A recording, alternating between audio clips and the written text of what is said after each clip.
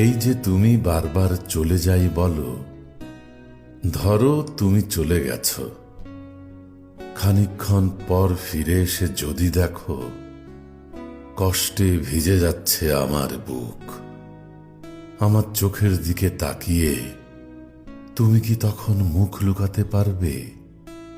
বলো, পারবে? আর এসে দেখো যদি হাতে আমার ভেজা রুমাল, তখনও অপেক্ষায় আমি, যাইনি কোথাও।